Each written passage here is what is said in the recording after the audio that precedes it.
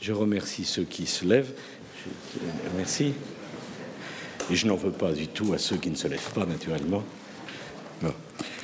Monsieur le Premier ministre, Mesdames et Messieurs les ministres, le 22 juin 2009, devant le Congrès réuni à Versailles, j'annonçais que la France allait lancer un grand emprunt pour financer les investissements d'avenir dont elle avait besoin pour garantir sa future croissance. Nous étions confrontés à la plus grave crise économique que le monde ait connue depuis un siècle, et la réponse à cette crise mobilisait encore tous les gouvernements du monde. Mais il ne suffisait pas d'empêcher l'effondrement de nos banques, l'effondrement de nos économies. Il devenait plus urgent encore de préparer l'avenir, de nous donner les moyens de prendre toute notre place dans le monde qui allait sortir de cette crise. Je me demande d'ailleurs si chacun d'entre nous avons apprécié à sa juste importance la gravité de la crise que le monde vient de connaître. Je suis très impressionné de voir la capacité, au fond, de sous-analyse de la force de la crise que nous avons connue, que le monde a connue. Et je sais bien que l'actualité chasse l'actualité, mais cette crise fut d'une gravité absolument sans précédent. Et la crise était un impératif à poursuivre les réformes et à investir. Les chiffres parlent d'eux-mêmes. Depuis 30 ans, la France n'a pas présenté un budget en équilibre. Le déficit et la dette se sont creusés et dans le même temps, le niveau des investissements de l'État n'a jamais cessé de décliner. Le niveau des investissements de l'État est passé de 12,5% des dépenses publiques en 1974 à 7,5% en 2007. En vérité, la vérité est là, elle est incontestable. Nos déficits ont d'abord servi à financer des dépenses courantes au détriment des investissements, donc au détriment de l'avenir. Depuis 30 ans, on accumule les déficits et la part des investissements est passée de 12,5 à 7,5 dans les dépenses de l'État. Ce chiffre est, me semble-t-il, extrêmement illustratif du chemin que nous devons emprunter et du chemin que nous ne devons pas emprunter. Donc, relancer les investissements est une priorité. D'ailleurs, quelle crédibilité aurait eu l'autonomie des universités si nous ne leur avions pas accordé les moyens dont elles ont besoin? C'est le plan campus et les investissements d'avenir. Quelle serait l'efficacité de l'effort engagé pour la recherche publique si parallèlement nous n'avions pas favorisé le développement de la recherche privée? C'est le crédit impôt recherche. Et des investissements dans les technologies vertes suffiraient-ils à faire émerger une véritable économie verte si nous n'avions pas lancé le grand chantier du Grenelle de l'environnement? Le programme des investissements d'avenir que nous avons lancé avec le Premier ministre François Fillon le 14 décembre 2009 représente un effort de 35 milliards d'euros. Je crois pouvoir dire que jamais dans son histoire, la France n'a fait un tel effort au service de l'investissement.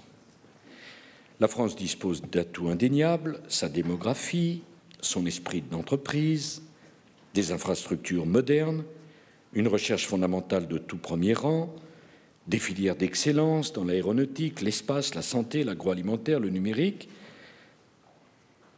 La France dispose de l'énergie nucléaire, donc de la plus grande indépendance énergétique en Europe, et grâce à son agriculture, d'une autosuffisance alimentaire complète. Mais ces atouts ne sont des sources de croissance que si nous savons les faire fructifier par la recherche et par l'innovation. Tout l'engagement qui est le nôtre, c'est que la France demeure une terre de production. La production, le travail sont les véritables richesses. Et nous pensons qu'on a trop oublié cette réalité, c'est que toute richesse, avant d'être redistribuée, doit être produite. Or, la France s'est beaucoup intéressée à la redistribution, qui est un sujet considérable, mais il nous semble qu'elle a trop omise, la France, la production de richesse. Car une richesse qui n'est pas produite, c'est une richesse qui ne peut pas être distribuée ou redistribuée. La seule façon de profiter de la mondialisation et de ne pas subir, c'est l'innovation, la recherche, l'investissement. On voit d'ailleurs avec ce qui se passe en Grèce que la réduction des dépenses ne suffit pas pour surmonter la crise. Pour surmonter la crise, il faut la réduction des dépenses et l'augmentation de la croissance. Il n'y a pas meilleur chemin pour augmenter la croissance que l'innovation, la recherche et l'investissement. Dès l'annonce des investissements d'avenir, nous avons été bien conscients de la difficulté de la tâche qui nous attendait. Les priorités ont été définies par la commission présidée par Michel Rocard et Alain Juppé. Ces priorités, je n'y reviens pas, vous les connaissez. Et 1 an et demi après le lancement de ce programme, j'ai voulu faire le point avec vous sur l'utilisation des 35 milliards d'investissements d'avenir. Le commissariat général à l'investissement, René Ricol, que je remercie encore, a formidablement travaillé. Et nous sommes en mesure de vous dire que d'ici à la fin de l'année, sur les 35 milliards d'euros, c'est une vingtaine de milliards d'euros qui auront été engagés pour financer des projets précis. Alors, avant de répondre à vos questions, peut-être pourrais-je vous dire comment le programme d'investissement d'avenir organise la France de demain. Il y a d'abord une méthode que nous avons voulu avec le Premier ministre. Cette méthode se résume en 2 mots, sélection et excellence. Je sais que ce ne sont pas des mots faciles, mais nous avons voulu absolument éviter le saupoudrage qui n'aurait pas créé les moyens d'une croissance supplémentaire. Rien n'aurait été pire qu'un saupoudrage inefficace. Nous avons donc décidé de nous appuyer sur des jurys internationaux et créer des pôles de développement dans notre pays autour de l'idée d'excellence. Ce mode de sélection a suscité un véritable engouement des chercheurs et des entrepreneurs, puisque ce sont près de 1500 projets qui ont été déposés. Jamais il n'y a eu une telle émulation et un tel dynamisme en France, d'ailleurs qui est proportionnel au financement engagé. Alors, deuxième innovation, l'État n'est pas simplement un sélectionneur de ces projets, l'État devient un investisseur que nous souhaitons, Monsieur le Premier ministre, aviser. C'est-à-dire que nous avons cherché à limiter les subventions pour privilégier les fonds propres, les prêts, ou quand il y a des subventions, pour les assortir de royalties en cas de succès. L'État prend des risques aux côtés des acteurs de la recherche et de l'économie, mais il entend, l'État, chaque fois que c'est possible, en retirer les fruits. Troisième remarque, avec l'effet de levier, nous espérons que les 35 milliards d'euros publics deviendront 60 à 65 milliards grâce au cofinancement demandé aux entreprises ou apporté par les collectivités locales. Alors, j'entends bien les critiques sur cette méthode de sélection, et comme toujours, dans les critiques, il y a du vrai, hein. Trop sélective, peut-être, mais nous avons préféré cette sélectivité à l'absence de sélectivité qu'on a tellement connue dans notre pays et qui s'apparente parfois à un gâchis, il faut bien le dire. Procédure lourde, disons que c'est sûr que nous n'avons pas voulu que l'argent aille directement au ministère, on en a parlé avec les ministres, pour qu'il n'y ait pas la tentation de financer des dépenses courantes avec l'argent qui arrive, ou de dépenser dans des projets que les ministères, je veux dire les administrations, ont de leur carton depuis des années. On a vraiment voulu que ça vienne des chercheurs, des innovateurs, des entrepreneurs, pour avoir le maximum de chances de succès. Alors, sur les 35 milliards, nous avons décidé de consacrer 22 milliards à la recherche et à l'enseignement supérieur.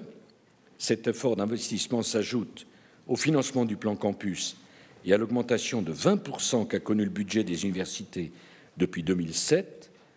Tout cela est considérable. Nous avons d'ores et déjà sélectionné 100 projets de laboratoire d'excellence qui seront dotés de près de 3 milliards d'euros, ce qui fait litière d'une crainte ou d'une accusation sur la trop grande centralisation des projets. Dans les documents que l'on vous a remis, peut-être les avez-vous déjà vus, vous verrez la carte de répartition.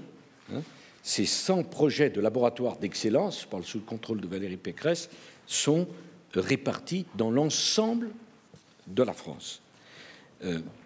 Et grâce aux dotations en capital dont ils bénéficieront, ces chercheurs, pour la première fois, auront une visibilité sur les 10 prochaines années. 52 équipements d'excellence qui positionnent nos laboratoires à la pointe des technologies expérimentales ont été sélectionnés. Ils bénéficient de 400 millions d'euros. Ce que nous voulons, c'est des véritables écosystèmes de l'innovation. Les instituts de recherche technologique recevront 2 milliards d'euros. Ces instituts de recherche technologique rassemblent au sein d'un partenariat public-privé sur un site unique les meilleures équipes de formation, de recherche et de développement industriel. Je le dis sous le contrôle de Christine Lagarde et d'Éric Besson. Nous voulons garder notre industrie, développer notre industrie, mettre notre industrie à la pointe de l'innovation. C'est le but de ces instituts de recherche technologique. 6 instituts de recherche technologique ont été désignés. Ce sont autant de vitrines technologiques de la France, aéronautique à Toulouse, nanotechnologie à Grenoble, infectiologie à Lyon, métallurgie et matériaux à Metz, ferroviaire à Valenciennes et Villeneuve-d'Ascq, matériaux composites à Nantes. Pardon de cette évocation un peu à la Prévert, mais ça montre que ce n'est pas simplement Paris et la région parisienne. Et par ailleurs, 2 autres projets sont à l'étude, dans le numérique, l'un en Bretagne, l'autre à Saclay. Parce que nous n'avons pas voulu aussi que tous les projets soient sélectionnés dans un seul appel à projet. Parce que le risque était trop grand qu'on passe à côté d'initiatives, elles aussi, d'excellence. On fait un premier appel à projet, il y en a d'autres qui vont, d'ici à la fin de l'année, pour donner sa chance à des équipes qui auraient perdu de se repositionner et d'être sûrs que les mailles du filet n'ont pas laissé passer des initiatives très prometteuses. Nous avons mis un accent particulier sur le domaine de la santé, qui est une filière d'excellence française et par ailleurs un acteur majeur des années à venir, 2,4 milliards, auxquels s'ajoute 1 milliard sur toutes des actions périphériques. Nous avons choisi 6 instituts hospitalo-universitaires qui bénéficieront de 850 millions d'euros afin d'accélérer les transferts des découvertes scientifiques vers le traitement des malades. En vérité, ce que nous nous sommes rendus compte, c'est que beaucoup de chercheurs français découvraient des nouveaux process, mais que ce n'était pas notre industrie qui en profitait, et par ailleurs qu'il y avait un temps de latence extrêmement long pour que ça s'applique au traitement des malades. Donc ces 6 instituts hospitalo-universitaires, en quelque sorte, qui seront 6 super CHU, s'y ajouteront 8 infrastructures nationales en santé et biotechnologie et 10 cohortes de santé publique qui permettront de déterminer sur le long terme les facteurs favorisant le traitement des grandes maladies afin de les prévenir et de les guérir. Alors, nous avons noté avec François Fillon, on a travaillé ce week-end là-dessus, que les choix en matière de labellisation de ces instituts hospitalo-universitaires, qui ont été faits par un jury international indépendant, n'avaient pas abouti à retenir la pathologie du cancer. Puisque c'est aussi la règle. On choisit l'excellence, on choisit des jurys internationaux, on n'a pas à modifier le résultat de ces jurys, ou alors c'est tout le processus de sélection qui se trouverait mis en cause. Mais nous pensons qu'il est impossible de ne pas avoir un institut hospitalo-universitaire sur la pathologie du cancer, et nous avons demandé à Xavier Bertrand, Valérie Pécresse et René Ricol, au regard de ce que nous avons engagé dans la 2e phase du plan cancer et des actions pilotées par l'Institut national du cancer de nous faire des propositions sur la question du cancer spécifiquement, pour un institut hospitalo-universitaire. Au début du mois de juillet, nous annoncerons la première sélection des initiatives d'excellence, 7,7 milliards. Les lauréats préfigureront les sites majeurs pour la recherche scientifique française. Bien sûr, toutes les universités et toutes les écoles ne pourront pas en faire partie, mais nous allons sélectionner des pôles universitaires d'envergure mondiale qui seront à même de rivaliser avec les meilleures universités du monde. Mais tous ne seront pas initiatives d'excellence, mais toutes les universités bénéficieront de l'effet d'entraînement de ces pôles mondiaux. Alors, dans tous les domaines, nous avons souhaité favoriser le lien entre la recherche et sa valorisation.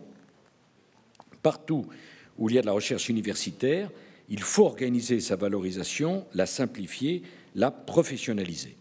Nous allons donc créer 12 sociétés de valorisation régionale ou plurirégionales. 5 ont déjà été sélectionnés. Les autres projets doivent encore être améliorés, mais à terme, c'est sur l'ensemble du territoire que nous voulons structurer la valorisation. 900 millions ont été inscrits à ce titre. Là encore, la valorisation, c'est essayer que la recherche soit le plus pratique et pragmatique possible. C'est un effort sans commune mesure avec ce qui se faisait jusqu'ici, d'autant plus qu'en aval, au stade de la création de sociétés, nous mettons également en place un fonds national d'amorçage doté de 400 millions d'euros. Alors, ça ne veut pas dire que seuls les plus gros ont leur chance. Chaque site universitaire, chaque région doit pouvoir réussir et valoriser ses points forts. Mais nous considérons que l'élan vers l'excellence n'a jusqu'ici pas suffisamment concerné la formation elle-même.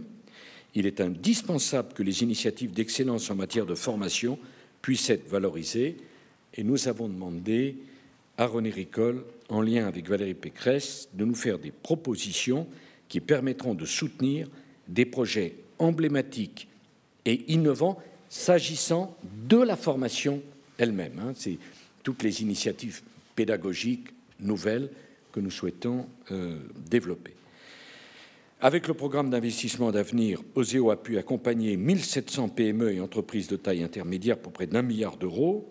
Avec l'aide à la réindustrialisation, nous aidons les PME à localiser des activités de production en France. Avec le fonds d'amorçage, c'est donc un effort sans précédent au service de l'industrie française que nous faisons. Par ailleurs, nous investissons dans de grands projets de recherche industrielle, aéronautique, espace, véhicules du futur, énergie renouvelable, efficacité énergique, recyclage des déchets, les nanotechnologies et le numérique. Ainsi, le programme d'investissement d'avenir, nous allons financer le lanceur de nouvelle génération successeur d'Ariane 5, l'hélicoptère X4, les moteurs d'avion du futur, consommant moins de carburant, ou la nouvelle génération de satellites de télécommunications à très haut débit. En matière d'énergie de développement durable, le programme d'investissement d'avenir que nous avons défini avec Nathalie Kosciusko-Morizet s'appuiera sur notre stratégie énergétique. Nous allons consacrer 1 milliard d'euros au programme nucléaire du futur, notamment 4e génération, et nous allons également dégager des moyens importants du grand emprunt, des investissements du futur, pour renforcer la recherche, chère Nathalie, dans le domaine de la sûreté nucléaire, domaine sur lequel la France dispose d'une avance reconnue, mais la ministre a souhaité que nous mettions de l'argent sur la sûreté. Ceci est d'ailleurs tout à fait complémentaire avec les audits que nous avons engagés sur nos centrales. Donc, on met de l'argent sur la 4e génération des réacteurs nucléaires et sur les processus de sûreté nucléaire, ce qui nous permettra également de mettre 1,350 milliard sur les énergies renouvelables et sur les procédés de production décarbonés. Ainsi, le programme d'investissement d'avenir contribuera au financement d'un démonstrateur de captage et de stockage de CO2 pour la sidérurgie à Florence, projet auquel je tiens tout particulièrement. Donc, plus sur la sûreté nucléaire, plus sur les réacteurs de la 4e génération sur le nucléaire et plus sur les énergies renouvelables. La France n'a pas besoin de faire l'impasse sur un secteur. Elle développe l'ensemble de ces secteurs pour que les Français et l'industrie française aient une énergie compétitive, à un prix compétitif, et pour que les Français puissent disposer d'une énergie à un prix qui préserve leur pouvoir d'achat. Nous soutiendrons également le recyclage afin de contribuer à l'efficacité énergétique et à une économie plus sobre en matière problème grâce au réseau électrique intelligent et à la rénovation thermique des logements. Enfin, le numérique sera demain au cœur de l'économie. Les investissements d'avenir porteront donc à la fois sur les réseaux et sur les contenus. Sur les réseaux, notre idée, c'est le très haut débit à 70% pour les Français en 2020 et à tous en 2025. Investissements stratégiques que nous conduirons avec nos grandes entreprises de haute technologie, comme les centrales de traitement de données, ce qui nous permettra de garder notre indépendance. C'est un sujet sur lequel sans doute vous voudrez revenir. Vous le voyez, mesdames et messieurs, j'aimerais terminer. C'est un choix politique que nous faisons très lourd, de convaincre les Français qu'un emprunt pour créer de la croissance et de la richesse, c'est un choix d'avenir. Et que la réponse à la crise, ce n'est pas simplement dans les économies sur les dépenses publiques, mais dans les gisements de croissance pour demain. La France est confrontée à un monde totalement nouveau, avec des concurrents qui ne nous attendent pas, qui ne sont pas là pour nous rendre service. Et si la France veut rester une grande nation, si la France veut continuer à préserver et à financer son modèle social, la France doit investir massivement. Innovation, recherche, université, santé, numérique, industrie. Voilà les choix que nous avons faits. Je suis certain qu'il peut y avoir des tas de critiques sur la méthodologie, mais la volonté politique de privilégier l'investissement comme jamais on ne l'a fait dans notre pays, je crois que ça peut être un sujet de consensus pour tous ceux qui sont préoccupés par l'intérêt général, ce qui devrait être la préoccupation majeure de tous les acteurs politiques de notre pays. Si vous le voulez bien, je vais essayer de répondre à vos questions. Oui. TF1 LCI, vous avez réorienté, donc je comprends bien après Fukushima, pour la sécurité nucléaire. Est-ce qu'il y a aussi des projets qui ont été revus dans le domaine des énergies alternatives au nucléaire? Bon, en fait, on a fait 3 réorientations, hein, que les ministres ou le Premier ministre me disent si je me trompe, mais en fait 3 réorientations dans le domaine de la santé, le cancer. Le cancer brise trop de vies. C'est une maladie trop répandue. Il y a trop de destins qui se trouvent brisés par cela. Nous souhaitons un pôle mondial de recherche contre le cancer. Bon. Alors, le problème français, c'est qu'il y a beaucoup de pôles d'excellence, y compris en région parisienne, sur le cancer. Est-ce qu'on peut regrouper nos forces pour en faire vraiment un pôle mondial? Voilà, c'est la première réorientation. Deuxième réorientation, je répondrai à votre question, M. Bachy, mais c'est pour que les choses soient claires, par rapport à la commission Juppé-Rocard et au travail que nous avons fait au Parlement, c'est les initiatives pédagogiques d'excellence. C'est vrai, les laboratoires d'excellence, les équipements d'excellence, tout ça c'est très bien, mais nous avons pensé qu'il y avait aussi de nouvelles méthodes pédagogiques dans les universités.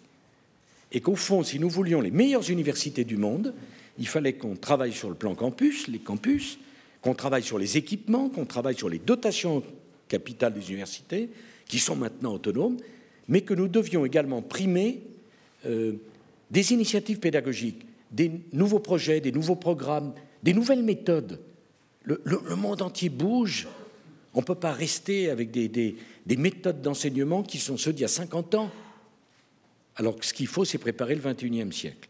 Et enfin, troisième élément de réorientation, le nucléaire, avec le domaine particulier de la sûreté nucléaire.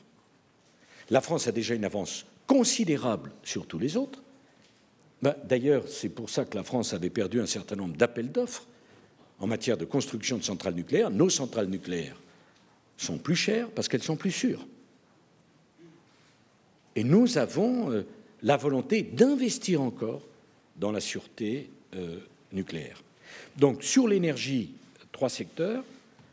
Les générateurs de la 4e génération, d'ailleurs, à ceux qui me demandent un moratoire sur le nucléaire, je trouve toujours cette proposition curieuse. Le moratoire, ça consiste à faire quoi? On garde les vieilles centrales et on s'abstient de chercher pour les nouvelles? Donc si on garde les vieilles centrales, on garde celles qui sont moins sûres et on s'abstient de développer la recherche pour celles qui sont le plus sûres. Ça n'a pas de sens. Donc nous investissons sur les réacteurs de la 4e génération. Sur les énergies renouvelables, Monsieur Bachy, nous investissons massivement. Le Premier ministre, Nathalie Kosciusko-Morizet, Éric Besson et moi-même, nous avons annoncé 12 milliards d'euros d'investissement pour les éoliennes offshore, c'est-à-dire les éoliennes dans l'océan. C'est 12 milliards d'euros. Le solaire a été multiplié depuis que je suis président de la République par 5. L'éolien par 18. Donc, les énergies décarbonées, nous investissons dans le cadre du programme d'avenir, mais nous pensons avec Nathalie Kosciusko-Morizet qu'au fond, l'une des énergies les plus prometteuses pour l'avenir, c'est l'économie d'énergie, c'est l'efficacité énergétique. Donc, tout ce qui nous permettra, c'est là où on travaille, l'avion du futur, c'est toutes les composites, l'avion composite, c'est-à-dire l'avion plus léger, la voiture électrique. Alors, on me dit parfois, mais est-ce que vous avez choisi entre l'hybride ou l'électrique? Non, nous investissons massivement avec le privé sur l'allègement du poids des véhicules, sur le moteur hybride, sur le moteur électrique, sur le bonus, le bonus-malus. Savez-vous que le parc automobile français est le parc automobile le plus propre d'Europe grâce au bonus-malus?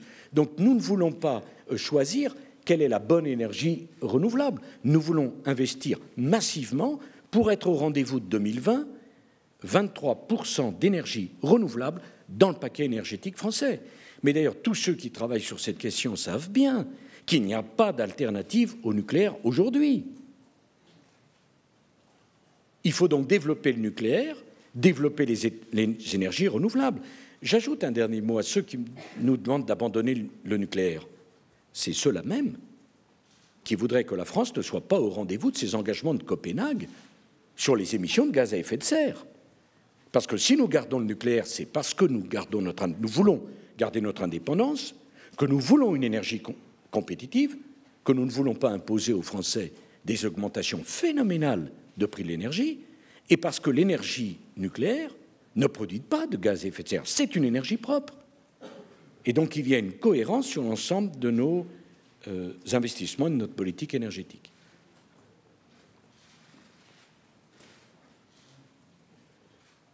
Ce n'est pas moi qui vais désigner. Monsieur le Président, Frédéric Aziza, LCP et Radio J.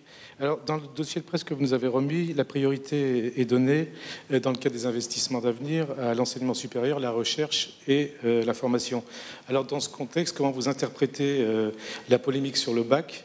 Est-ce qu'elle ne traduit pas l'angoisse des parents et des enfants sur l'avenir? Et puis, après la polémique sur les fraudes, est-ce que vous considérez que le baccalauréat est obsolète? La polémique sur Lauréat. Mais après la polémique sur les fraudes. Oui. Non, mais le ministre de l'Éducation nationale était sur une grande chaîne de télévision nationale hier. Il a dit des choses parfaitement sensées que je soutiens complètement. Mais enfin, je voudrais, si vous ne m'en voulez pas, me concentrer sur l'investissement d'avenir. Et je n'ai pas annoncé, dans le cadre de l'investissement d'avenir, de financement essentiel pour le baccalauréat. Bon. Donc je sais bien qu'il y a une actualité, hein, Monsieur Aziza, je le sais, mais je voudrais vous convaincre d'une chose. Ce dont nous sommes en train de parler aujourd'hui, c'est très important pour notre pays, pour vos enfants, pour vous-même, pour les 20 années qui viennent. Je sais bien que l'actualité est dévorante et qu'elle est passionnante, Mais enfin, elle passe l'actualité. Tandis que les investissements d'avenir, dans 20 ans, on bénéficiera de cela. La question, c'est est-ce que la France sort plus forte de la crise ou moins forte?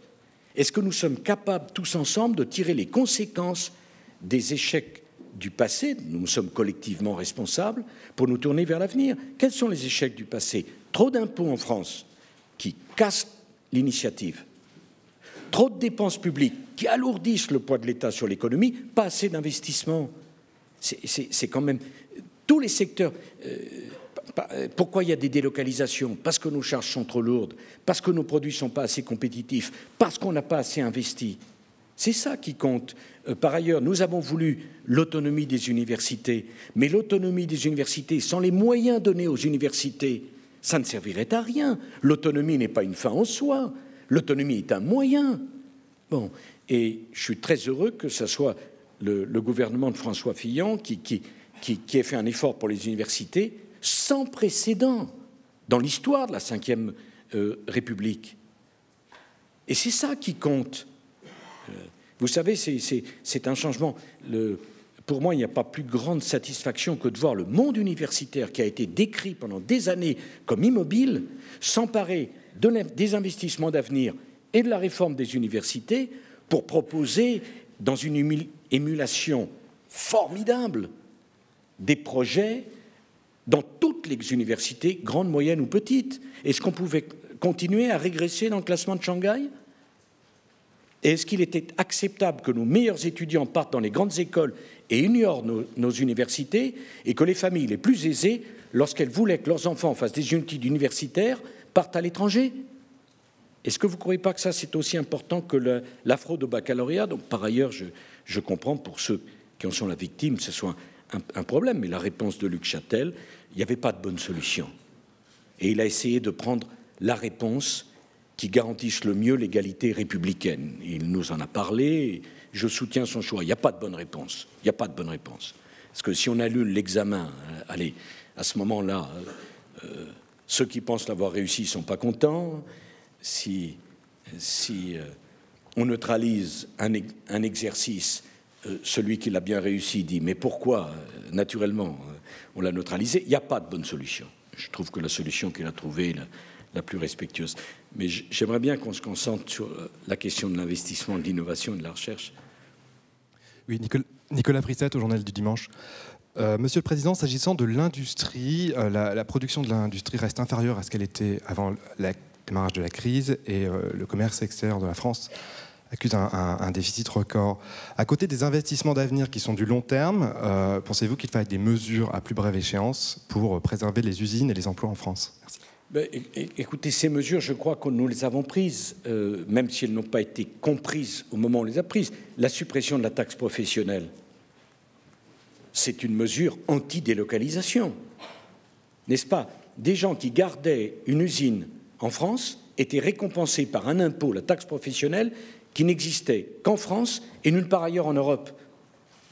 C'est-à-dire, vous êtes propriétaire d'une industrie, d'une usine. Si vous la mettez en France, on vous récompense en mettant une taxe professionnelle. Si vous la mettez ailleurs en Europe, il n'y a pas de taxe professionnelle. C'est bien une mesure que nous avons prise. C'est 6 milliards d'euros de prélèvements en moins sur les entreprises. Bon. Le crédit impôt recherche, plus de 4 milliards. Nous avons le système fiscal le plus favorable du monde. Parce que pourquoi nous avons perdu des parts de marché? Vous avez raison de le signaler. D'une part, parce que nos concurrents sont plus nombreux et meilleurs, il faut bien le dire, et d'autre part, parce qu'on n'a pas assez investi, qu'on n'est pas assez compétitif.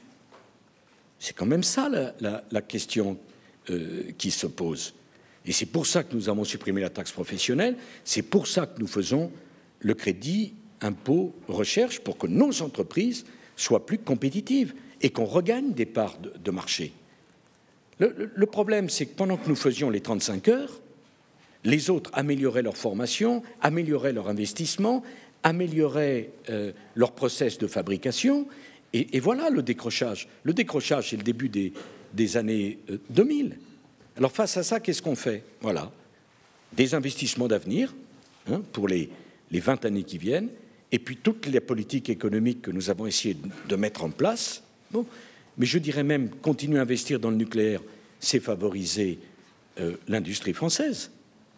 Hein, la décision qu'ont prise nos amis allemands, c'est 40 à 45 milliards d'euros qu'il va leur falloir trouver pour remplacer cette énergie. Hein, en tout cas, nous ne pouvons pas continuer à ignorer le monde. La question, c'est de préparer la France au défi du XXIe siècle. Pourquoi? Et continuer à financer notre modèle social. Vous voyez bien les questions qui se trouvent posées. Alors, bien sûr, il y a la question de la dette, mais la dette, pour la rembourser, il faut qu'il y ait de la croissance, des économies et de la croissance. Nous payons plus de 40 milliards d'euros d'intérêts de la dette chaque année. Je voudrais quand même que... Et ça ne s'arrêtera pas à la présidentielle de 2012. C'est un sujet qui s'adresse à tous les Français. Moi, je n'ai pas été élu pour que la France connaisse les affres de la Grèce, du Portugal ou de l'Irlande. Alors maintenant, il n'est plus temps de parler, et c'est pour ça que nous avons agi. Et cette réalité, elle est une réalité du monde d'aujourd'hui. Personne ne pourra s'en exonérer. Voilà. Trop de dépenses de fonctionnement, trop de charges publiques, trop d'emplois publics, pas assez d'innovation, pas assez de recherche, pas assez d'investissement. Et je vous le promets, ce n'est pas une affaire de gauche ou de droite, d'opposition, de majorité, c'est une affaire d'intérêt général. Il n'y a pas de choix pour notre pays. C'est ce choix-là qu'il faut prendre. Parce que c'est cette route qu'ont prise tous les pays qui ont réussi. Voilà. Et si la France s'exonère de cette voie, elle le payera de plus de chômeurs, de plus de délocalisation et de perte de pouvoir d'achat et d'impossibilité à financer son modèle social. Voilà,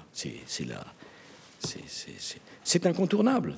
Hein, quand on faisait le choix des 35 heures, nos amis allemands faisaient le choix de l'investissement, de la compétitivité. Mais aujourd'hui, ils ont moins de chômeurs, moins de déficit et plus de croissance. Voilà. Et nos amis grecs, comme nos amis portugais et irlandais, payent cher, notamment les Grecs, l'impéritie des gouvernements précédents qui n'ont pas voulu voir que quand on fait les efforts à temps, on évite la catastrophe. Hein? Voilà la situation dans laquelle il se trouve. Et ce n'est pas un hasard, voyez-vous, si la France est préservée de tous ces risques, si sa notation est préservée, et si la France peut emprunter à des taux qui... La Grèce était à 2 ans à 30% d'emprunt. À 30%.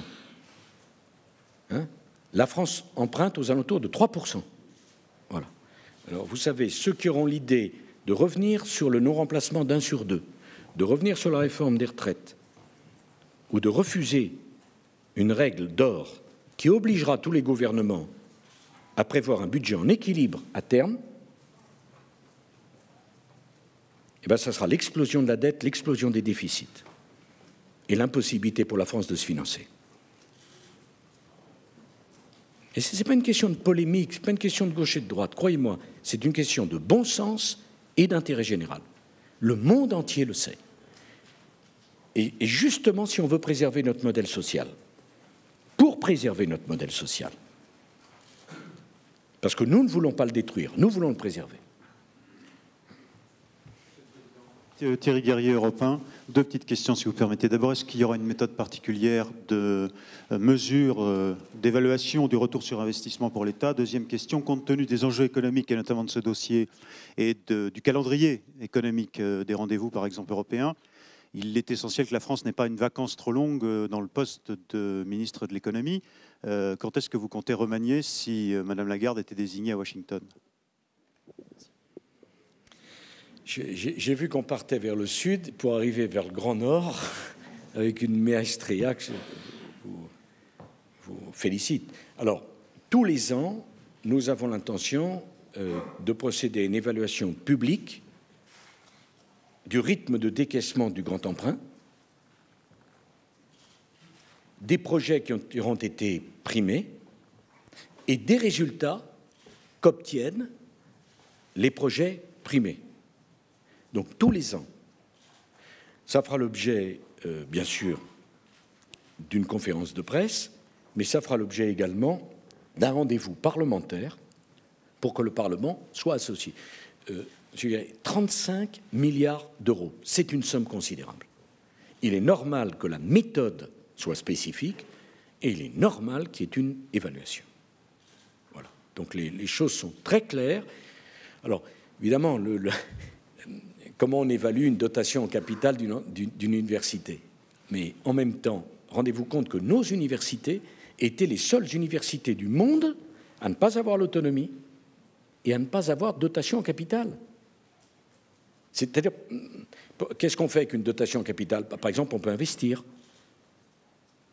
on peut garantir des emprunts, on peut bénéficier d'une véritable autonomie. Ils n'en avaient pas. Enfin, on se demande même quel fut l'engagement, la créativité, l'intelligence des universitaires français pour arriver sans autonomie et sans capitaux à réussir.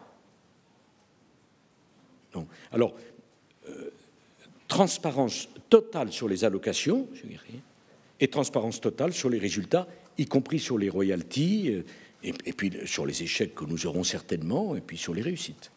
Bon. Pour le reste, j'attendrai que Christine Lagarde, pour qui j'ai amitié et confiance, soit désignée pour décider avec le Premier ministre des conséquences que nous en tirons. Voilà.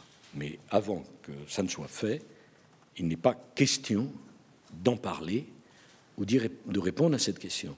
Il y a là, me semble-t-il, un minimum de courtoisie à l'endroit des membres du conseil d'administration du FMI qui seraient sans doute très étonnés de voir que nous faisons comme si c'était fait. Voilà. Donc jusqu'à la dernière minute, nous serons respectueux de leur décision et nous l'attendrons sereinement. Monsieur le Président, Jean-Jérôme Bertolus, iTélé, Canal+, vous évoquez les investissements d'avenir et en fait j'ai une double question. D'une part, quand on compare aujourd'hui notre déficit commercial à celui de l'Allemagne, on voit que l'Allemagne est effectivement investie dans un certain nombre de secteurs industriels.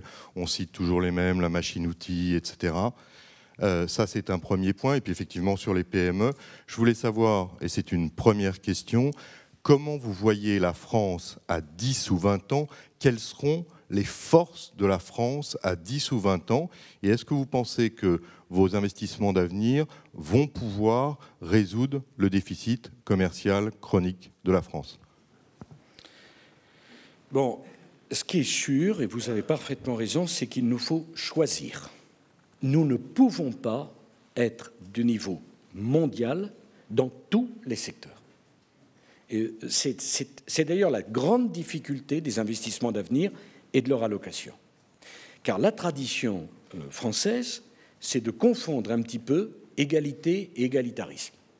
C'est-à-dire que si nous avions fait comme d'habitude, on aurait divisé nos 35 milliards par le nombre de régions et alloué à chaque région le même niveau.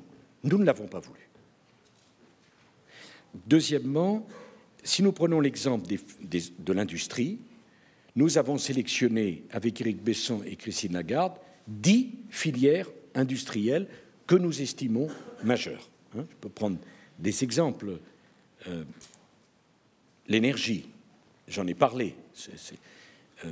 On ne peut pas concevoir une économie forte à 20 ou 30 ans, surtout dans un pays qui n'a pas d'énergie fossile, sans une industrie énergétique extrêmement puissante. C'est un premier sujet, d'ailleurs. C'est un sujet que nos amis allemands ont affronté. Deuxièmement, la santé. C'est une industrie absolument majeure. La France a un système de sécurité sociale à nul autre pareil au monde. Ça ne doit pas, de mon point de vue, être uniquement pour payer des royalties à tel ou tel laboratoire américain, par ailleurs excellent, mais on aurait donc un système de protection de la santé des Français formidable qui conduirait à rembourser les efforts de recherche et à assurer les bénéfices des grands laboratoires étrangers. C'est un sujet considérable pour nous. Troisièmement, je pense qu'il n'y a pas d'économie possible si nous ne gardons pas une industrie des transports, avions, trains, véhicule, bateau majeur. L'expérience du monde montre, enfin, rien que l'automobile, c'est 10% de notre population active. Donc, nous pensons que nos industriels ne peuvent pas seuls développer l'avion du futur, la voiture du futur ou le bateau du futur. Hein, c'est un autre secteur. Alors, si je devais prendre d'autres sujets, si vous prenez le textile restera une réalité française, mais plus sur des niches que sur une filière industrielle de premier plan, comme nous avons pu le connaître au XIXe siècle. Je pourrais prendre d'autres exemples. La communication, dans le monde qui est le nôtre, c'est un sujet absolument majeur de voir que les grands groupes de communication mondiaux sont des groupes anglo-saxons. Et que si nous regardons les groupes français, leur dimension internationale est encore à démontrer. Et quand certains ont la dimension internationale, ils ne sont pas présents dans la télévision. Et quand certains sont présents dans la télévision, ils sont absents dans les autres secteurs. Bon. L'investissement que nous voulons faire dans le numérique est quelque chose d'extrêmement important pour nous. Voilà. Donc, très clairement, il ne m'appartient pas plus qu'au ministre, au Premier ministre, de définir à 25 ans quels sont les secteurs qui vont être marquants. Mais l'engagement politique que nous prenons devant les Français, c'est de faire des choix. On ne pourra pas tout faire. Ces choix, nous les avons fait, par exemple, quand on prenait les chantiers de Saint-Nazaire, auxquels le Premier ministre et moi, pour des raisons différentes, mais nous tenons beaucoup. Moi, je suis persuadé que dans la société du loisir du XXIe siècle, les paquebots de croisière de la nouvelle génération ont un avenir. Bon. Et qu'en France, depuis des décennies, on sait construire des bateaux magnifiques. Si nous n'avions pas pris 30%, 35% du capital des chantiers de l'Atlantique, ils seraient partis. Un siècle de compétences, de savoir-faire, peut partir si on rate une décision. Bon, ce n'est pas un secret de dire que je n'avais pas apprécié la décision qui a été prise au milieu des années 2000 d'abandonner Péchinet. Je pense que c'est une erreur, je le dis comme je le pense, hein, c'est pas pour ça que j'ai raison, mais d'avoir fait une forme d'impasse sur l'industrie chimique. Alors, je connais les problèmes de l'industrie chimique, mais est-ce qu'on peut imaginer une grande économie sans chimie? Voilà, c'est ce type de choses. En même temps, si on avait laissé Siemens devenir propriétaire d'Alstom, Siemens est une entreprise remarquable. Qu'en serait-il aujourd'hui du TGV français? Qu'en serait-il? Où est-ce qu'on serait? Voilà. Donc, un certain nombre de secteurs. Pareil pour la santé. Nous savons bien qu'on va devoir dépenser plus d'argent pour la santé des Français. C'est incontournable. Parce que les traitements coûtent plus cher, parce que les progrès de la science, ça se paye, parce que l'acceptation de la douleur pour les malades, ça baisse, c'est tout à fait normal. Mais en même temps, est-ce que chaque ville peut avoir un centre anti-cancer? Enfin, je veux dire, une équipe qui cherche dans son coin contre le cancer. Est-ce qu'il n'y a pas besoin de... il y avait en région parisienne 3 centres de transplantation du foie, hein, par exemple, qui sont des techniques extrêmement lourdes. Mais est-ce qu'on n'a pas intérêt, là aussi, à les regrouper et à donner à l'équipe de pointe les moyens d'exister mondialement? Voilà ce que nous sommes en train de construire. Alors, ces choix-là, ce n'est pas nous qui les faisons seuls. Hein. On discute avec les professionnels de tous ces choix, bien sûr, parce que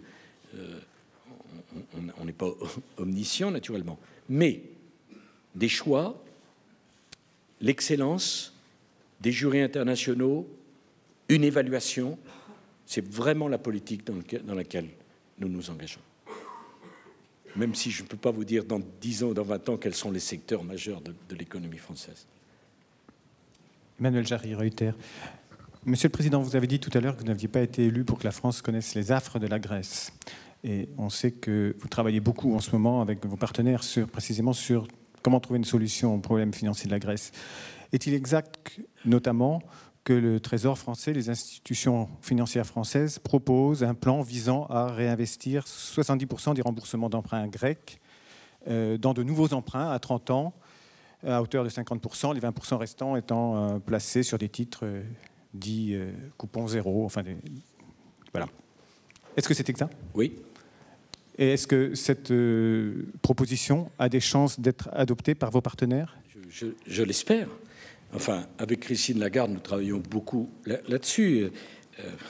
Lorsque je me suis rendu, pas la semaine dernière, mais la semaine d'avant, à Berlin, et que nous avons, avec la chancelière, posé les bases d'un compromis sur la participation volontaire du privé dans le drame grec, nous nous étions engagés à passer du principe à la réalisation concrète.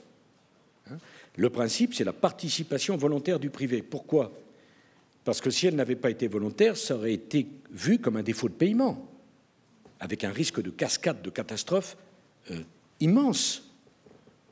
Donc, à partir de ce moment-là, nous avons beaucoup travaillé, enfin, la ministre des Finances a beaucoup travaillé avec les banques et les compagnies d'assurance, pas simplement les banques, et les compagnies d'assurance, sur ce que pourrait être une participation volontaire du privé, et nous en avons conclu qu'en étalant les prêts sur une durée de 30 ans, en les mettant au niveau, ces prêts, des prêts européens, plus une prime d'indexation sur ce que sera la croissance grecque, il y avait là un système que chaque pays pourrait sans doute trouver intéressant. L'idée étant que nous ne laisserons pas tomber la Grèce, que nous défendrons l'euro, c'est notre intérêt à tous. Bon. C'est notre intérêt à tous. Et à ceux qui proposent cette folie, que serait la sortie de l'euro. Une folie. Une chose totalement insensée. Pourquoi? Parce que je rappelle que la France est engagée à une dette de 1 500 milliards d'euros, libellée en euros. Si la France ou tel autre pays sort de l'euro, sa monnaie se dévaluera, mais la dette que nous devons reste libellée en euros. Donc la sortie de l'euro consiste à doubler ou à tripler la dette du pays qui sort de l'euro. C'est un argument que je n'ai pas beaucoup entendu, mais qui m'étonne de ne pas entendre. Est-ce que je me fais comprendre? Quand vous contactez une dette en euros, vous gardez cette dette en euros. Si demain vous sortez de l'euro, la première chose qui se passe quand vous sortez de l'euro, c'est que la monnaie nationale dévalue par rapport à l'euro.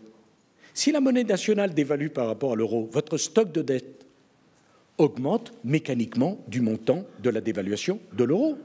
C'est-à-dire que ceux qui proposent la sortie de l'euro proposent rien moins que de tripler ou de doubler la dette des Français. C'est une folie. Voilà ce que je pense. Je ne sais pas si je me suis assez fait comprendre. Je pense par ailleurs que l'euro, c'est un acquis formidable de la construction européenne. C'est l'Europe, l'euro. Et si nous ne sommes plus dans l'Europe,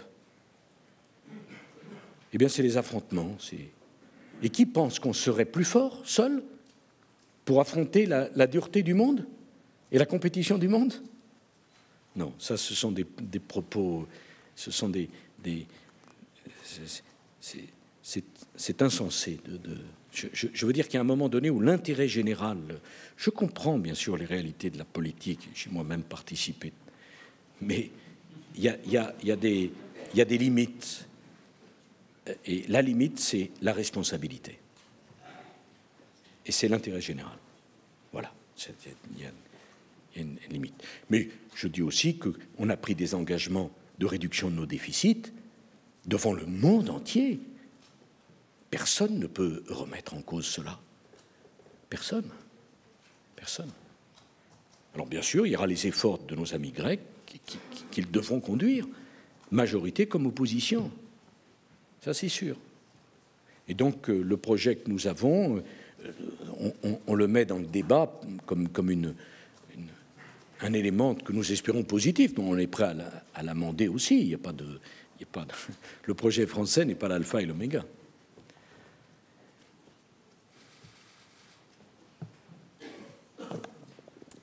Marie-Ève Malouine, France Info. Monsieur le Président, vous avez dans votre introduction parlé de la sous-estimation de la crise en disant nous. Alors est-ce que vous vous incluez dans ce nous en disant que vous avez sous-estimé la crise? Et est-ce que cette sous-estimation générale justifie peut-être le fait que la déception par rapport à votre bilan, notamment en matière de pouvoir d'achat, serait surévaluée, surdimensionnée par les Français, ce qui amènerait une certaine perte de confiance pour l'avenir? J'ai essayé de suivre le cheminement. Enfin, c'était... Non, mais j'y suis arrivé parce que c'était présenté tellement courtoisement que j'y suis sensible. Oui, il y a une sous-estimation de la gravité de la crise. Pourquoi? Parce que la crise a provoqué beaucoup de souffrances dans le monde, et elle en a provoqué en France. Moins qu'ailleurs. Je ne sous-estime pas les souffrances de nos compatriotes face à la crise. 500 000 chômeurs de plus. Mais moins que dans d'autres pays. Et je ne voudrais pas qu'on s'imagine que la crise que nous avons connue était une crise comme les autres. Ce n'est pas vrai. Pourquoi? Parce que c'est la première fois dans l'histoire du monde que l'on a connu une crise qui touchait en même temps tous les secteurs et toutes les régions du monde. Les crises connues dans le passé, y compris celle de 29, c'était des crises qui touchaient les pays développés. On a eu les crises asiatiques, on a eu les crises de l'Amérique latine. Là, c'est une crise, voyez-vous, qui a touché toutes les régions du monde. Partout où on se tournait, ça s'écroulait. Voilà. Et on n'est pas passé loin de la catastrophe. J'avais promis dans mon discours de Toulon que les épargnants français ne seraient pas ruinés, que le plan bancaire nous permettrait, sans que ça coûte un centime aux contribuables, de préserver l'épargne des Français. Nous avons tenu parole. Mais le monde est passé au bord du gouffre, c'est une réalité. Voilà, c'est une réalité. Et par ailleurs, il existe encore bien des raisons qui pourraient faire que dans l'avenir, le monde connaisse peut-être pas le même enchaînement, mais un enchaînement aussi grave. Voilà. Et je pense que ce n'est pas faire du catastrophisme que de dire cela. Dire déception sur le pouvoir d'achat, je ne me souviens pas d'avoir vu un gouvernement auquel les Français reconnaissent ce qu'ils avaient fait en termes de pouvoir d'achat. Et donc je sais bien que sur la question du pouvoir d'achat, nous, comme ceux qui nous ont précédés, nous aurons un mal infini à convaincre. Mais vous suivez, vous qui êtes des professionnels, les indices. Vous les consultez. Qu'est-ce qu'ils disent, les indices officiels et indépendants? Qu'est-ce qu'ils disent? Que même au cœur de la crise, en 2009, le pouvoir d'achat a progressé en France. Est-ce que je me trompe? Non, mais oui ou non? Ah oui, non, mais ça c'est du commentaire. Je parle des indices. Est-ce que les indices indépendants, les indices de l'INSEE, les indices récurrents qui mesurent l'évolution du pouvoir d'achat des Français disent qu'y compris au cœur de la crise en 2009, le pouvoir d'achat a progressé? Que les Français n'y croient pas, je le comprends, et je partage votre opinion. Mais si les indices disaient le contraire, vous auriez commencé votre question en me disant « l'INSEE montre que le pouvoir d'achat a diminué, que faites-vous pour qu'il augmente ?» Professionnel, vous n'avez pas commencé comme ça. Vous avez dit « il y a un problème de confiance à votre endroit », donc vous avez commencé par le commentaire, et puis vous en êtes venu au fait. Ma façon de vous répondre, c'est de partir du fait et d'essayer de faire changer le commentaire. Voilà.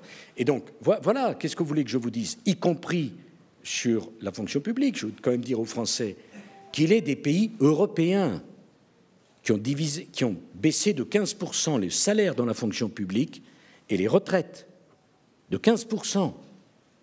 Bon, nous ne l'avons pas voulu. Il est des pays européens qui ont baissé l'allocation adulte handicapé. Nous l'avons augmenté de 25%. Il y a des pays européens où l'on a divisé descendu de 25% le montant des bourses dans les universités. Pas si loin, hein. Je dénonce personne, mais pas si loin. Un petit bras de mer. Nous ne l'avons pas voulu puisque nous augmentons. Notre réponse à la crise, c'est à la fois de faire des économies et d'investir. Parce que je pense qu'un pays qui a connu une telle crise ne peut pas se rétracter. Mais je ne voudrais pas que ça vous conduise à minimiser la gravité de la crise que notre pays a connue. Voilà.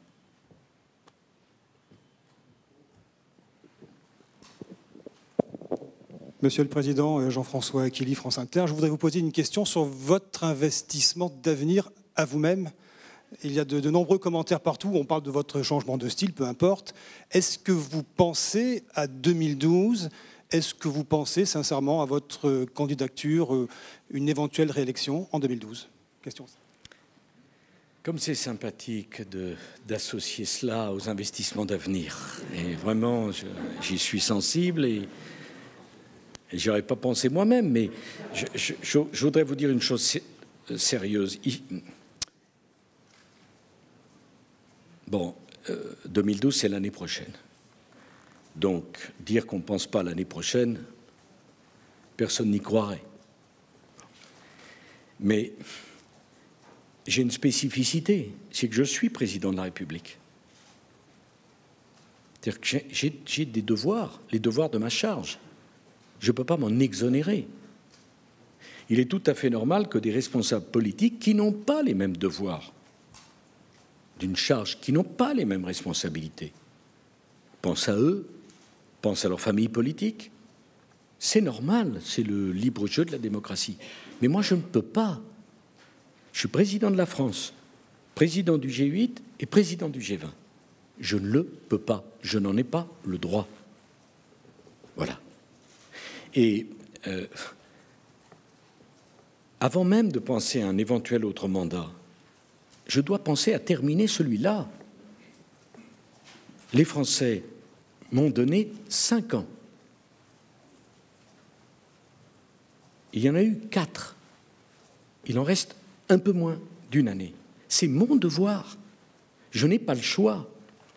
J'ai des obligations, un agenda, une responsabilité, des comptes à rendre, des résultats à obtenir, une équipe gouvernementale avec le Premier ministre à faire tourner, des décisions à prendre tous les jours.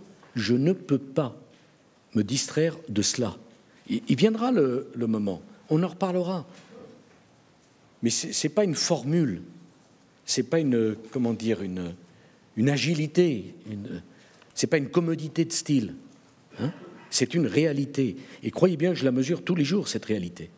Parce que tous les jours, je dois prendre des décisions avec le gouvernement, avec le Premier ministre, qui sont des décisions difficiles et qui rendent la tâche bien compliquée. Voilà. Mais il faut le faire. Parce qu'il n'y a pas le choix. Et si nous ne le faisons pas, et si je ne le fais pas, personne ne le fera. Donc sortons aussi de cette maladie tellement habituelle qui consiste à penser à ce qu'on fera après quand on n'a même pas fini ce qu'on a à faire. Et rendons des comptes là-dessus. Voilà. Et je ne bougerai pas de cette conviction parce que c'est mon devoir jusque tout au long de l'année 2011, comme je l'avais dit dans mes vœux au début de l'année. Voilà. Il n'y a pas d'autre choix, croyez-moi bien. Monsieur le Président, Olivier Mazerolle, BFM TV, précisément, d'ici à la fin de votre mandat, est-ce que vous avez l'intention de vous intéresser à une question qui vient d'être soulevée par des économistes du Conseil d'analyse économique, qui soulignent que pour préserver l'avenir des entreprises, il faut préserver leur compétitivité et diminuer le poids de financement de la protection sociale qui pèse sur les comptes des entreprises. Est-ce que vous avez l'intention de rouvrir cette question du financement de la protection sociale d'ici à 2012 ? Non, nous n'avons pas et nous ne mènerons pas de changement structurel sur le financement de la protection sociale au-delà de la question de la dépendance. Je vais m'en expliquer. Non pas que le problème ne se pose pas, mais en même temps, on ne peut pas dire aux entreprises, voilà, tout ce qu'on a mis en œuvre pour renforcer la compétitivité et les mettre en permanence sous stress de l'instabilité fiscale et financière. Avec tous les jours un nouveau projet, avec tous les jours une nouvelle taxation, avec tous les jours un nouveau changement. Voilà. Les entreprises ont besoin, pour être compétitives, d'une stabilité. Pour autant, est-ce que pour les années à venir, la question du financement de notre protection sociale et de son assiette se pose? Oui, c'est sûr. Bien sûr qu'elle se pose.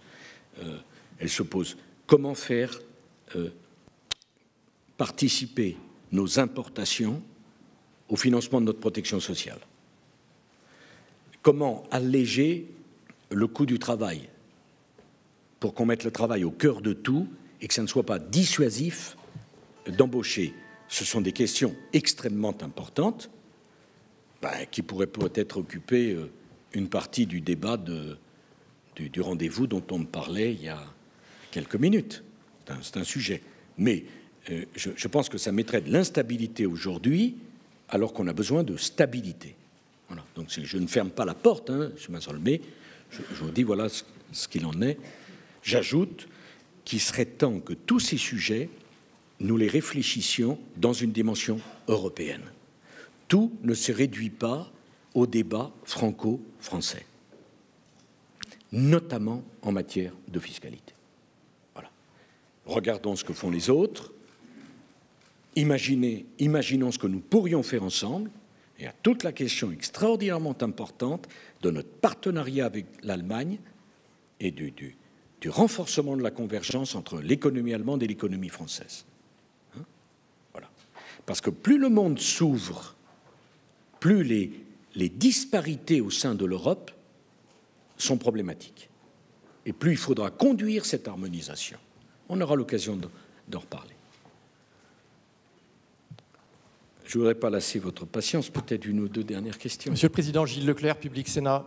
Pour revenir à la dette et au déficit, je voudrais savoir, compte tenu de nos déficits, à quel niveau vous pensez qu'il deviendrait problématique d'investir et de trouver les ressources nécessaires pour justement investir, pour ne serait-ce que maintenir d'abord la croissance que nous avons aujourd'hui ou espérer une croissance supérieure dans les années qui vont venir? Pour nous, le point où tout bascule, si vous voulez, c'est le niveau du déficit en deçà duquel la dette de la France diminue par rapport à sa richesse nationale. C'est ça le rendez-vous, au fond. Pas besoin d'être un économiste. Ce qu'on sait, c'est qu'à moins de 3%, aux alentours de 3% de déficit, compte tenu de la progression de la croissance, la dette, le poids de la dette diminue. Voilà, c'est le rendez-vous. C'est là où se fait la bascule. Il n'y a pas besoin d'avoir 150 critères. Au-dessus de 3% de déficit, la dette de la France s'accroît par rapport à la richesse nationale. En dessous, progressivement, la dette de la France diminue, non pas en valeur absolue, mais en valeur relative par rapport à l'économie. Voilà le rendez-vous. Et nous avons pris des engagements en Europe pour être à ce rendez-vous-là en 2013. Ces engagements, ce n'est pas des choses, c'est pas une question de libéralisme ou de socialisme, de droite ou de gauche. Il y a autour de la table du Conseil européen des gouvernements de toutes les couleurs politiques. Il y a le bon sens, il y a l'intérêt général. On ne peut pas continuer à dépenser comme cela plus que l'on gagne. Alors avoir des déficits dans la crise, c'est tout à fait normal. Nous avons perdu en 2009 22% de nos recettes fiscales d'un coup, l'État français. C'est normal que le déficit augmente. Mais quand la croissance repart, on ne peut pas. Donc ce rendez-vous doit être tenu. Pas parce que c'est M. Fillon, pas parce que c'est Mme Lagarde, pas parce que c'est M. Sarkozy, parce que c'est l'intérêt supérieur national. Voilà.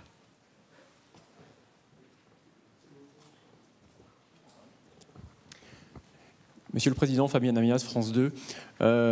Les socialistes ouvrent cette semaine le chantier des candidatures aux primaires. Est-ce que vous avez pris le temps d'évaluer leurs propositions économiques? Et est-ce qu'elles satisfont, selon vous, aux critères que vous avez évoqués lors de votre discours? Franchement, je ne veux pas être désagréable, mais l'analyse a été assez rapide. Parce que j'imagine que ces propositions seront développées et qu'il y aura lieu d'en parler lorsqu'elles auront été élaborées et développées.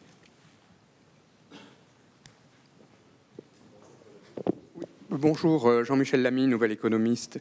Je reviens sur le grand emprunt, sur la méthode. L'État s'est adressé aux acteurs locaux. C'est une première d'une certaine manière. Quel jugement donc vous portez sur les régions, qui sont majoritairement à gauche, et sur le fonctionnement de la décentralisation à la française? Non, c'est adressé aux acteurs locaux. Je dois vous dire que moi, j'étais très impressionné par la réactivité de tous les acteurs.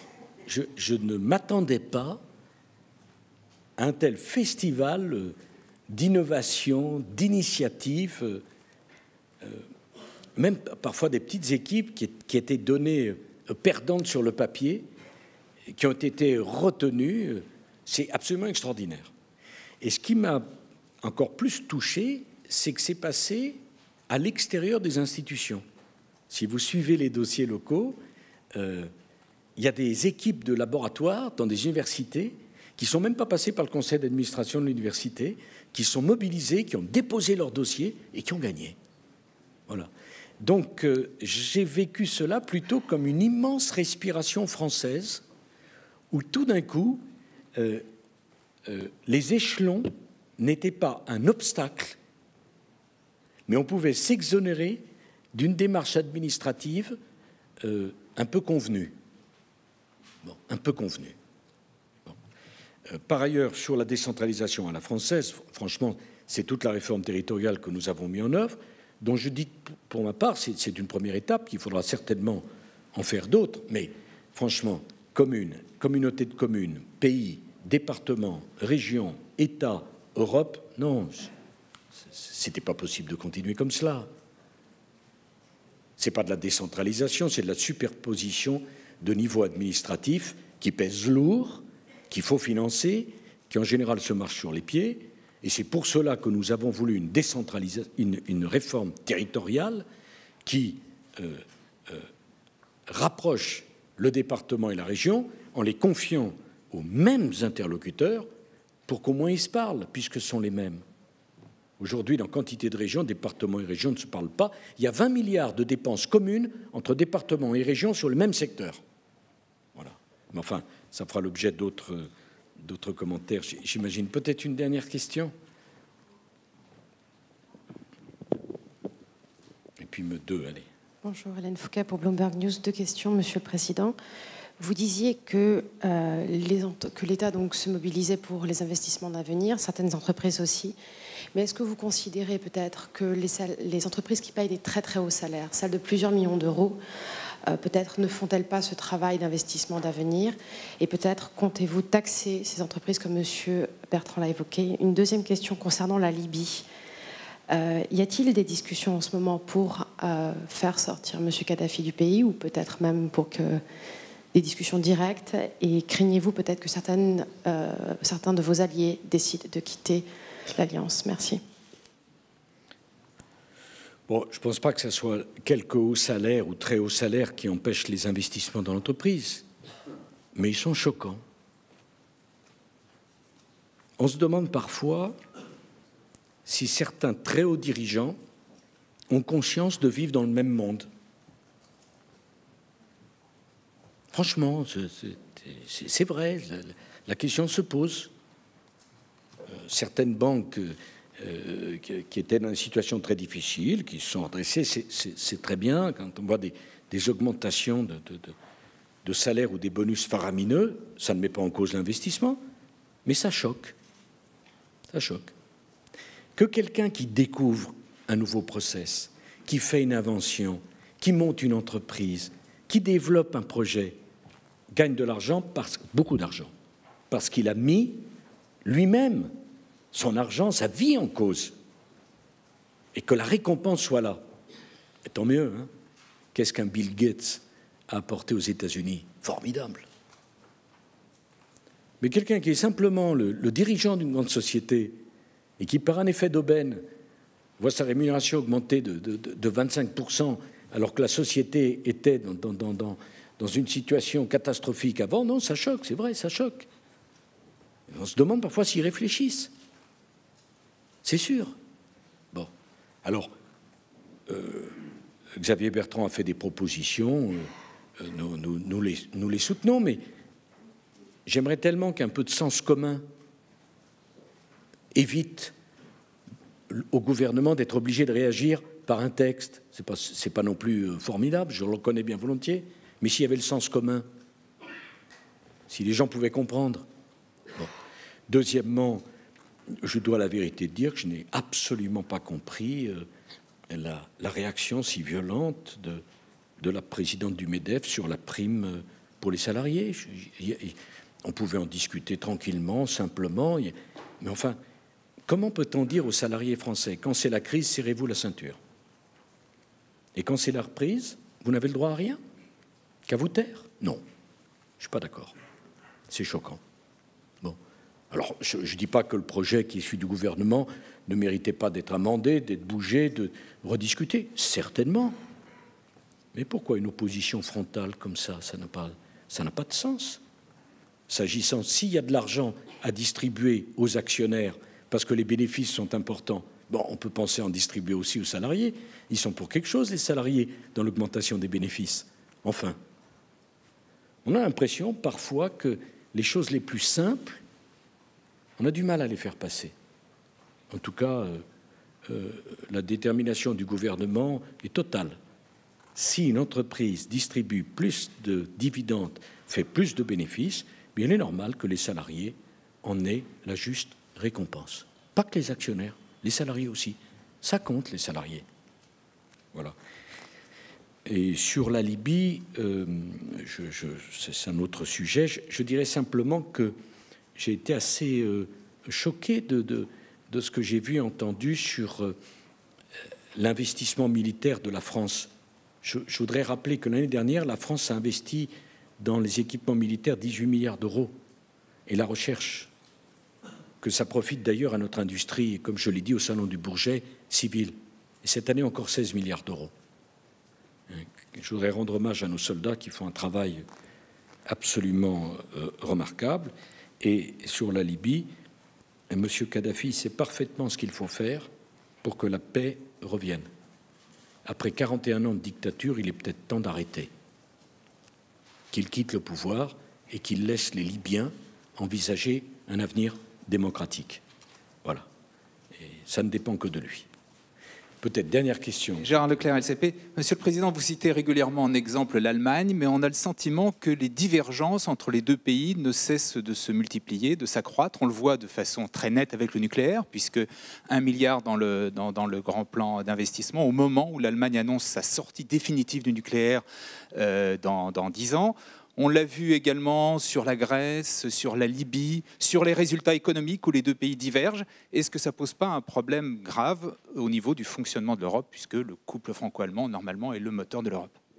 Non, sur les résultats économiques, nos deux pays ne divergent pas. C'est les deux moteurs de l'économie européenne. La France a fait 1% de croissance au premier trimestre. La croissance de l'Allemagne est encore plus forte. Mais pour diverger, il faudrait que la France soit en récession et que l'Allemagne soit en croissance. Or, la France est en croissance, et si j'en juge par les résultats du premier trimestre, en croissance forte.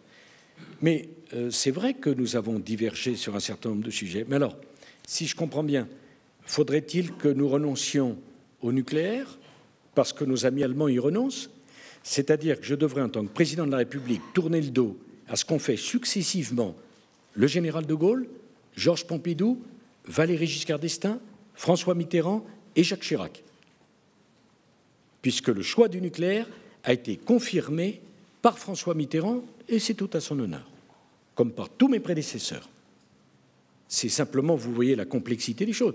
Deuxièmement, fallait-il ne pas intervenir en Libye parce que nos amis allemands, qui ont quand même laissé passer, qui ont quand même participé au sommet de Paris, ne voulaient pas intervenir. Et à ce moment-là, quelle eût été l'ambiance de la conférence de presse? On m'aurait dit, comment vous dites, suiviste.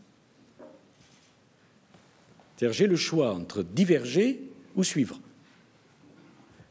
Ben, permettez-moi de choisir une troisième voie, la voie française, d'un pays indépendant qui fait ses choix, qui essaye de rassembler autour de lui ses partenaires européens. Mais mon rôle, c'est aussi, avec le gouvernement, de défendre l'intérêt supérieur de la nation. Et l'intérêt supérieur de la nation, c'est d'avoir une énergie qui permette de garantir notre indépendance Et l'intérêt supérieur de la nation, c'est que la France soit fidèle à son histoire et à son message. Benghazi allait être massacré. Et grâce à l'armée française et à ses alliés, Benghazi a été préservé. Rien que cela, c'était, me semble-t-il, la justification de notre investissement. Pour le reste, c'est justement parce qu'on n'est pas d'accord sur tout que l'Europe est fondée sur des compromis et sur des efforts. C'est pas simple, mais il n'y a pas d'autre choix. Et croyez-moi, je préfère cela à ce qu'ont connu les générations qui nous ont précédés, parce que les générations qui nous ont précédés, ça s'est terminé autrement, par la guerre. Et c'est pourquoi je tiens tellement à l'Europe qui est la paix. Je vous remercie.